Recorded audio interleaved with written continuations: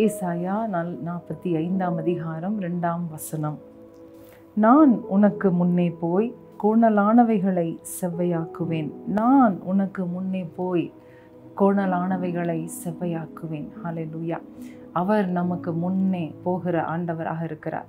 அவர் சொல்லியிருக்கிறார், என் சமூகம் உனக்கு முன்பதாக செல்லும், நான் உனக்கு இளைப்பாறுதலை கொடுப்பேன், நானே உன்னோடு கூட வருவேன், நான் உனக்கு முன்னே போவேன் என்றெல்லாம் வாக்கு கொடுத்த ஆண்டவர். ஹல்லேலூயா. அவர் முன்னே போகும் பொழுது என்ன நடக்கிறது? ஹல்லேலூயா. அவர் ஹல்லேலூயா கோணலானவைகளை செவ்வையாக்குகிறார், கரடு முரடுகளை சமமாக்குகிறார்.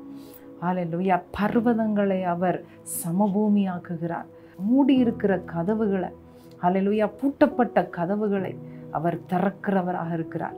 கீழே வாசித்து பார்க்கும் பொழுது வெண்கல கதவுகளையும் இரும்பு தாழ்பால்களையும் அவர் முறித்து போடுகிறார். ஹல்லேலூயா. இன்றைக்கும் கோரேசு ராஜாவை பார்த்து சொன்ன வார்த்தைகளை, அவருக்கு பலப்படுத்தின வார்த்தைகளை இன்றைக்கு உங்கள் ஒவ்வொருத்தரையும் பார்த்து அவர் சொல்லுகிறார். ஹல்லேலூயா.